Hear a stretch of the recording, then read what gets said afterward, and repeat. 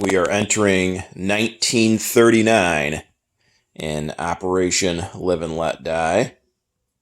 Officially turn 6.1.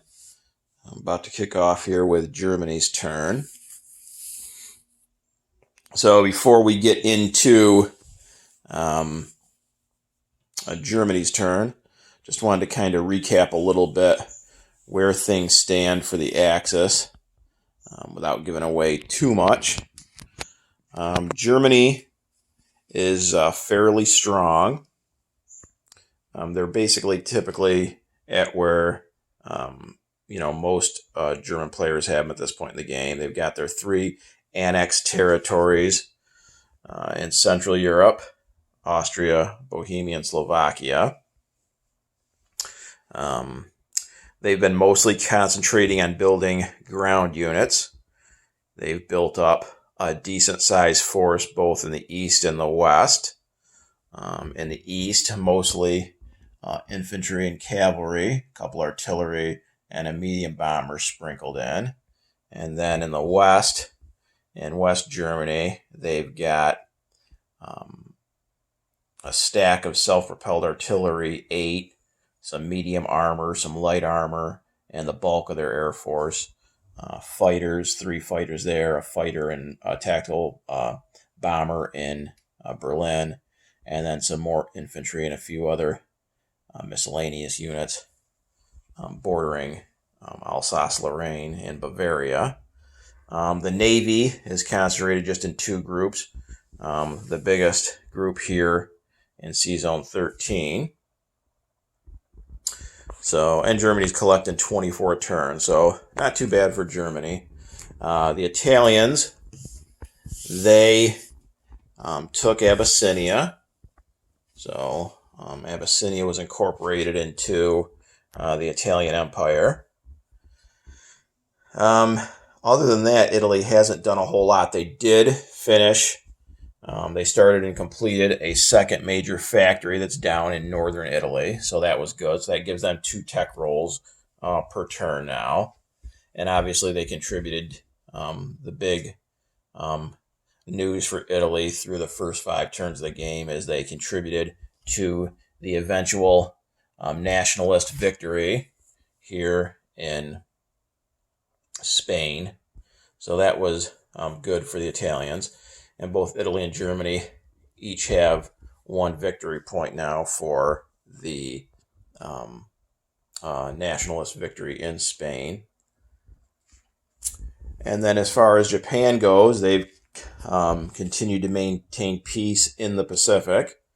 So I've been getting some questions imploring me, or not just questions, I should say, but maybe statements imploring me to do something with the CCP before they just continue to get stronger and stronger. But Japan has stayed out of China. I think I've built a pretty good force in Rihi, though. That's, I think, 6 infantry, a cavalry, a motorized, and a fighter. So that could either be a blocking force or the beginning of a force to eventually go on into China, go on the offensive if I so decide. So I don't think that's too bad. And then I've got this huge fleet here in Sea Zone 89 off of Formosa, and that's these 2 cards right here. I couldn't even fit everything on 1 card, so that's basically everything with the exception of a light cruiser that I currently have on the board for my naval units. And it also includes a bunch of ground units, 4 regular infantry, a motorized, and 8 Marines, along with 6 aircraft are on the total of 4 carriers that are there. So, again, Japan's staying away from engaging in any hostile activity. That does allow them to continue to get the maximum $3 per turn in trade from the United States. So that's one good aspect to it. And then again, I'm trying to stick to my pre-war planning with the Japanese, but I do admit that I am keeping a watchful eye on what is going on in China. Things haven't developed there quite the way I hoped, but we'll see. I'm not sure it's been a mistake as the Japanese yet. I guess only time will tell once the real fighting kicks off at some point. So anyways, on this turn, 6.1 for Germany. We are not going to war, so there's no combat for the Germans. So our first order of business is to do our tech rolls. And the Germans have 5.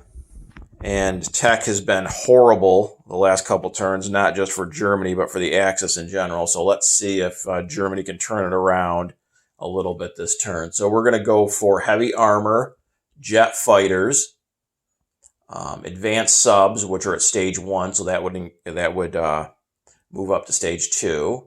That's 3. Our 4th is going to be improved construction, which is also at stage 1, and attack transports that are at stage 1. So those are going to be our 5 tech rolls. So let's go ahead with heavy armor first, and we need an 8 or higher. And we got a 7, so no luck there. Then jet fighters at 8 or higher.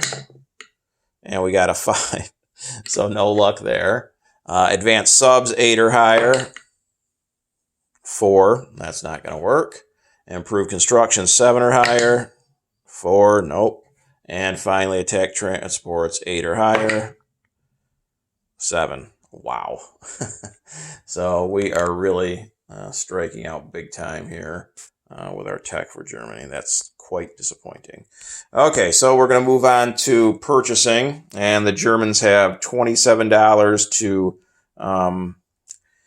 spend this turn. They're going to go ahead and spend 24 of it and save 3 again, just like last time.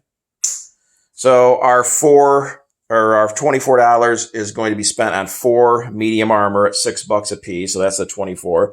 And that's the 4 chips right here because they're going to be placed in a territory where there's already medium armor. So that's why we're going with chips.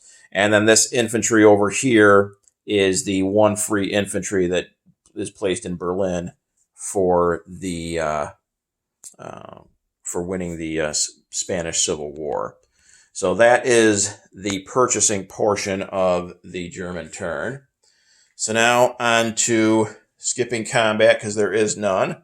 So now we're just going to move on to non-combat moves. So we're going to go ahead and take this infantry in Berlin, which was because of this unit we get from Spain placed last turn. That's going to move 1 space over to East Germany. I'll chip him out. So that's going to give 4 infantry there in East Germany. And then this mountain infantry in Bavaria is going to move 1 down to Austria. Okay, so he vacates Bavaria and moves down to Austria. And then that is it. No other non-combat movement for the Germans. So pretty easy there. Before I forget, though, non-combat for the nationalists here in Spain. So they've got a couple of moves, actually. So these 3 artillery that are in Marseille, Valencia are going to move up 1 to Madrid. So Madrid is now going to have 3 artillery and 4 fighters. Then the cruiser and the transport are going to go 1, 2, pick up the transport picks up the militia in the Balearic Islands. And because of the major naval facility, they get 1 extra movement. So they went 1, 2. They're going to come back 1 down here and drop off the militia in Marseille, Valencia. So now in Spain itself, you have the 4 fighters and the 3 artillery in Madrid, and the 1 militia in Marseille, Valencia, and then the cruiser and the transport are in C Zone 80. So that is it for Nationalist Spain. Then our unit placement. We'll go ahead and grab our medium armor and our infantry. So the infantry has to be placed in Berlin, of course. And then the 4 medium armor we're placing in West Germany.